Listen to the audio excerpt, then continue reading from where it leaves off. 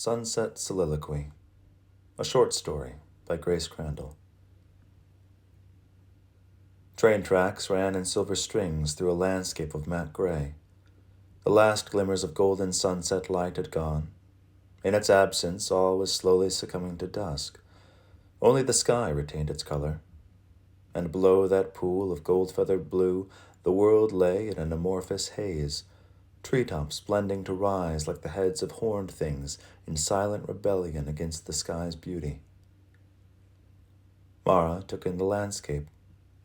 She walked along the tracks as faithfully as a fairy tale heroine along the path to a golden city. But her mind was anywhere but on the path. The railway was banked up, rising on a bed of gravel a respectable distance from the surrounding swamp. Short, stubby trees stood on either side of it, ancient and impermanent. Their long limbs dipped low, swaying just above the mossy ground. The dearly departed light had lit the trees in jewel tones, showing them alive with budding leaves. In the current dim, moss and lichen were visible, staining the trunks in living piebald patches. Swamp soil was rich and good for growing, but no matter how deep the trees plunged their roots, the soft earth had no strength to hold them. The very heaviness of their branches eventually betrayed them, and the swamp floor was filled with the rotting corpses of trees it had nurtured and let fall.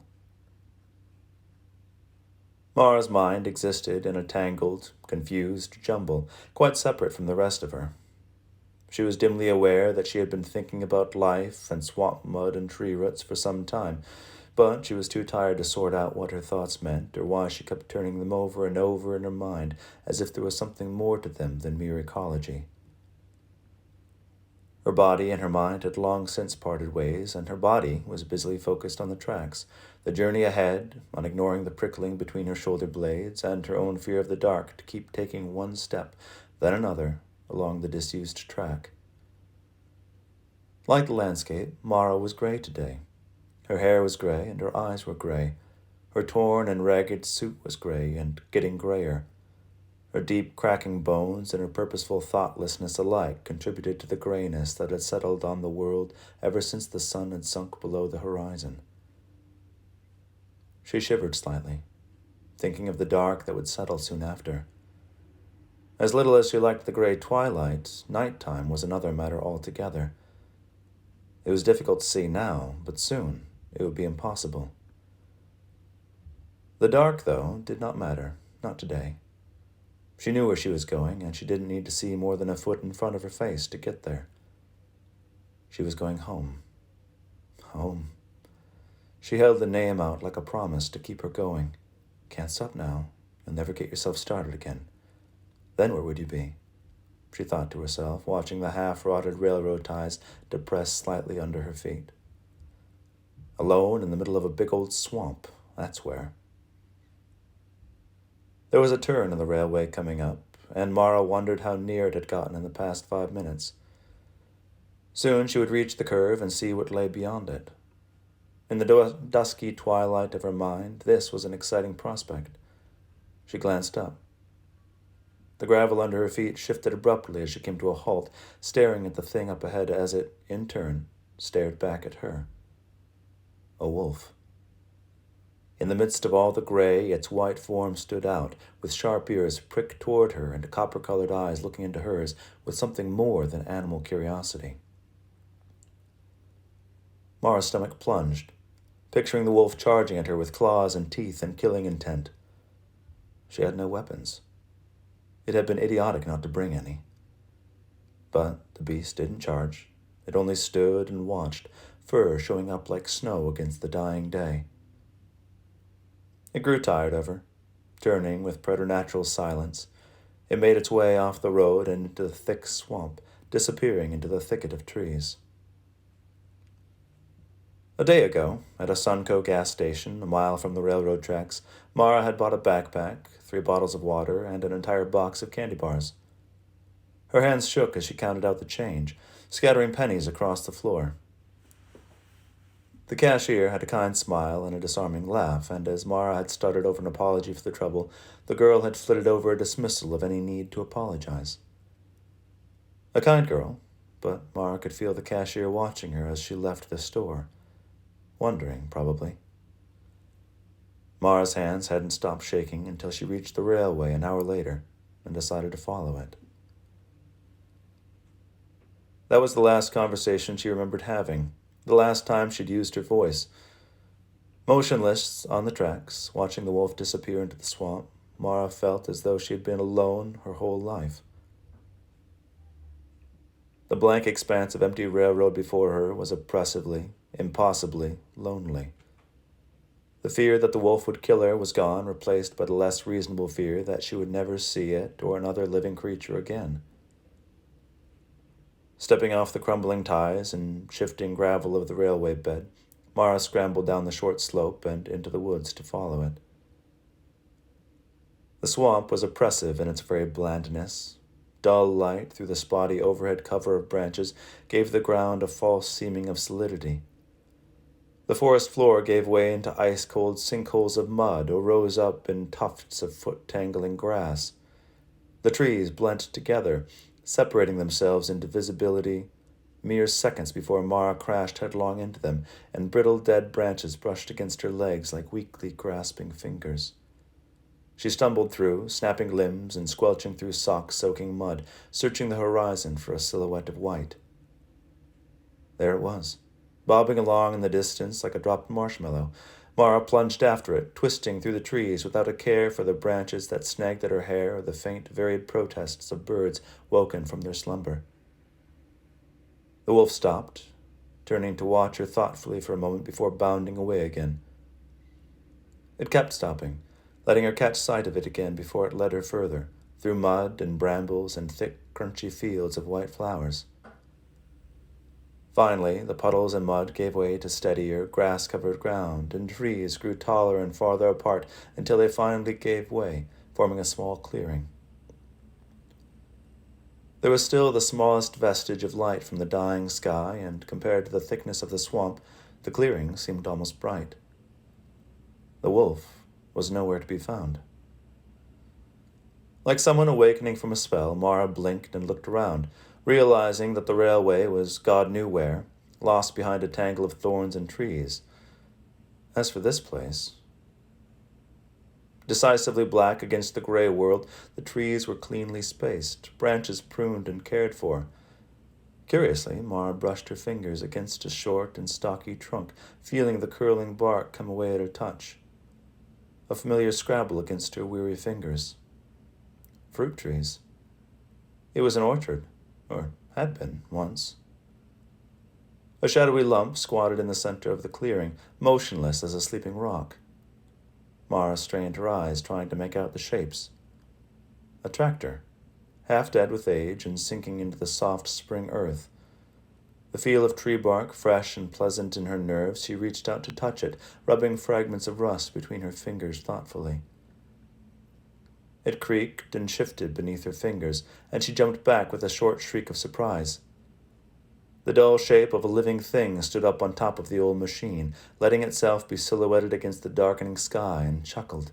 Its eyes were bright and familiar, glowing down on her in amusement.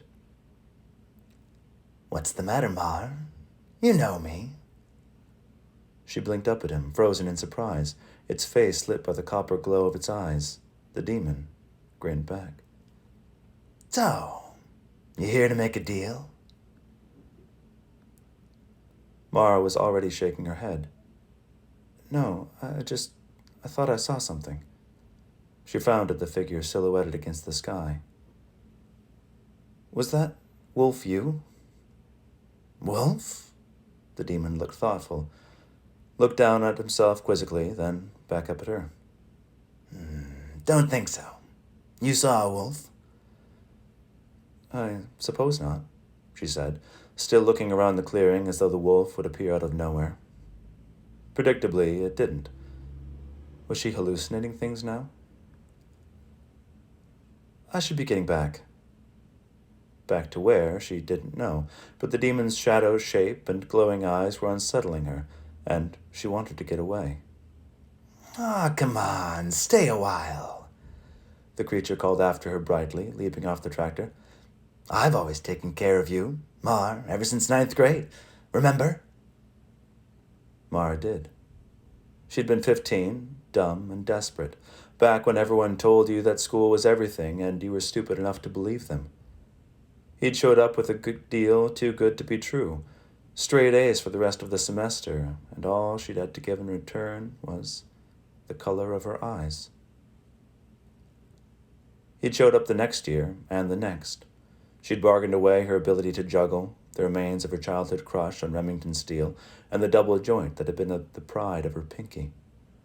Her parents had been so proud. "Graduated top of your class, didn't you?" She looked up, wondering if he'd read her thoughts, but the demon only smiled at her innocently. "Hey, I keep my promises." Yes, you do. Just because it was the truth didn't mean Mara wanted to hear it. "You got accepted into that college, right? And got a job with a big old lawyering firm right after?"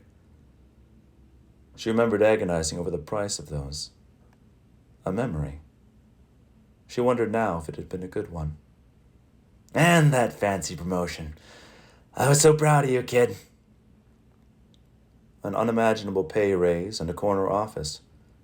Her husband had never looked at her quite the same, though, and the office windows had let in as much winter cold as they did the city view.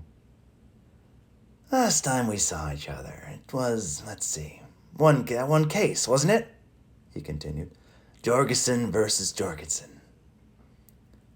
Mara took a reflexive step back, not wanting to remember the price of that one.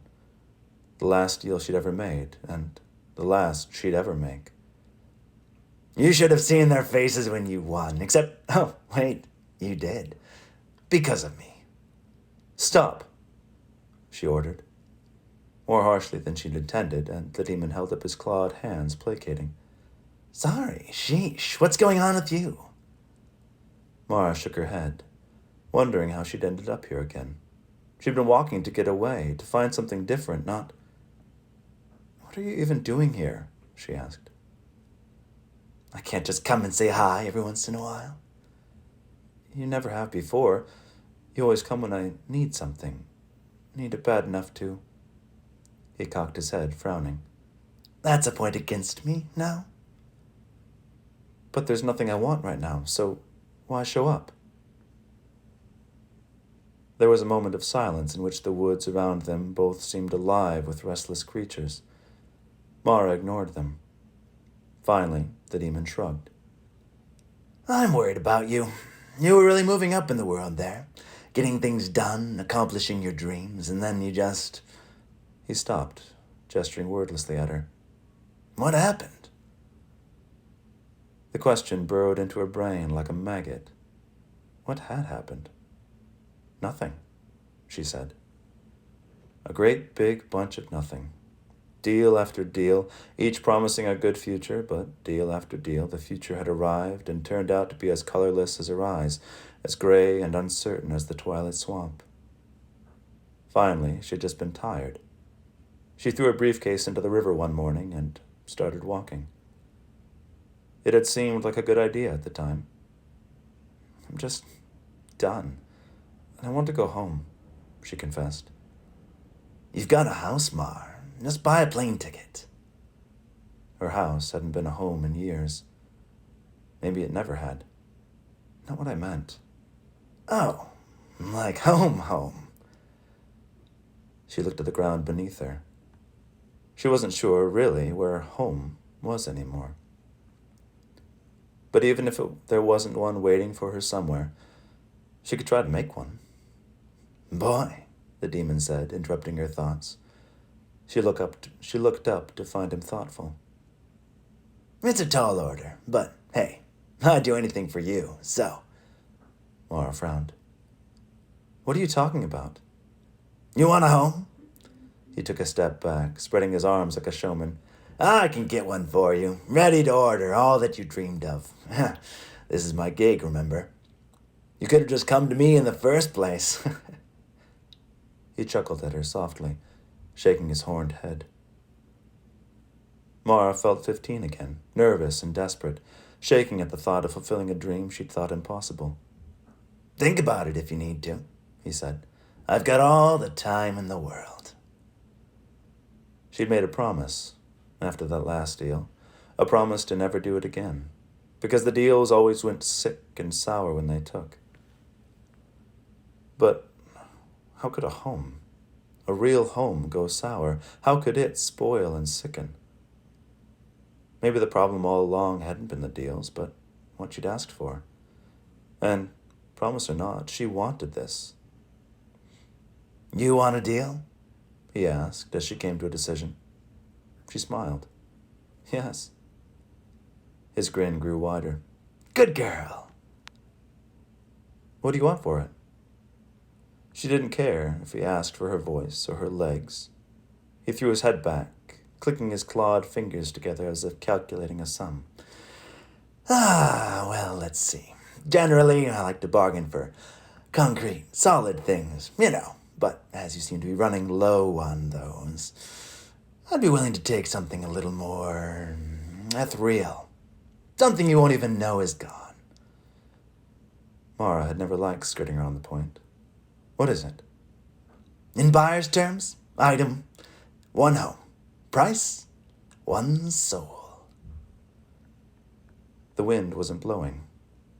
It would have been a warm spring wind if it had, but there was a chill in the air that hadn't been there a moment earlier. Mara blinked. What? Soul, came the perfunctory reply. You up for it? Mara had never given much thought to the matter of souls. Perhaps the sudden revulsion in her bones was nothing more than the product of 100 fairy tale stories spinning in her head, long since forgotten and rising up now only because of the cartoonish mention of a soul. A soul? Something she wasn't even sure existed, but she could feel her fingers curling tight as though to hold on to it. He watched her, expecting an answer. No! He was surprised. She'd surprised herself. Come on, Mar, the demon said, gesturing limply. I didn't think you were superstitious. She choked on a nervous laugh. I'm talking to you, aren't I? He huffed, and she shook her head. It's maybe not the soul so much. I don't know what I was thinking. I appreciate all you've done, really. I do, but I think it's time I try to make it my own way. His glowing eyes were strangely motionless, and the silence between them was palpable. Taking a hesitant step back, she waited for him to disappear like he usually did when their deals were done. He remained, steady and still. A faint prickling ran between her shoulder blades as Mara realized that he had always left once he got what he wanted. And she had just refused him. Well, she began. There was nowhere to go but back into the swamp, and she began to retreat cautiously towards the trees. You think you can make your own way? He asked before she'd walked 3 feet. His eyes were burning now, tiny tongues of flame looking up over the lids, glittering along the curves of his horns and illumining the pitch-black clearing with dull orange. Mara froze. I want to try. You'll fail. His voice was a blank. Your own way. You don't own anything, honey. You are owned by me or whatever other of my kind feel like picking you up out of the dirt and brushing off the nasty. There was a cruel and dead serious twist to every word he spoke. Her stomach curled in on itself. He smiled a smile that went all wrong at the edges, and his voice turned light again, more of his old, friendly self. But Mara's stomach only knotted itself tighter as he spoke. Devil you know, kid. Think about it. I can give you a good life. Think you can find one yourself? Think you can make one? He laughed, all the hopelessness she'd ever felt shivering in the air. I'm the only shot you have. Mara saw him. He didn't look any different, but for the first time she saw him as he was behind the promises. curling horns and skin gray with death, hellfire in the eyes, and a persistent scent of sulfur. He was a demon, in the most superstitious sense of the word, and he wanted her soul. Her knees shook, and she would have run, but she couldn't trust her legs. The flames in his eyes were furious, beginning to crackle ember-like through his dry and peeling skin. I've been coddling you for years, caring for you, giving you whatever you wanted, letting you pay in slips and tokens while I laid the world at your feet. In the midst of all her fear, a flicker of unexpected anger flared. Slips and tokens? Slips and tokens? I gave you everything, she shouted, voice cracking at the unaccustomed volume. I gave you my eyes, my memories. I gave you all that I was. The truth of the past 30 years came slowly to light. He had chipped her down stroke by stroke, making her a mere ghost of herself. And she had let him. Mar, he started, but she cut him off. You might have the color of my eyes. You might have my body and my mind and my life. Her voice broke and quavered, betraying her when she needed it the most. Feeling the oncoming blubber of tears, she spoke quickly to outrun it. But I won't give you any more. You can't have anything more that's mine, and I don't care who else owns me, just so long as it's not you. He gave an animal growl and lunged forward, digging his fingers into her side, his fire and brimstone breath searing her face as he spoke. Oh, honey, he said as she struggled to breathe. You're already mine. Mara gurgled, and he tore his claws out of her stomach, letting her crumple to the ground. The pain was so sharp that the rest of the world seemed hazy and soft. Mara blinked muzzily, watching her blood drip from the dagger-sharp claws, and followed the ember-glowing arm to find the demon's face, looking down at her in something like amusement and something like disgust. Go to hell, she burbled unconvincingly, and his face flickered. It'll only be to join you there, he said, and was gone.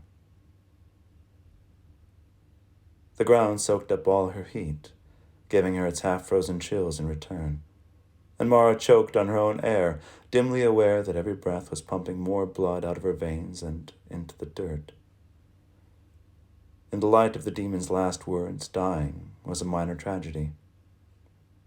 I don't want to go to hell, she told the dark, the thin branches she couldn't see, and the invisible spring breeze that shook them. God help me, I don't. There was iron in her mouth, bitter and warm, sickening the clean air with a butcher's shop stench. If demons made deals, did angels do the same?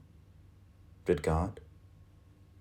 I don't have much, she warned the waiting dark just in case. Just a single, flickering soul.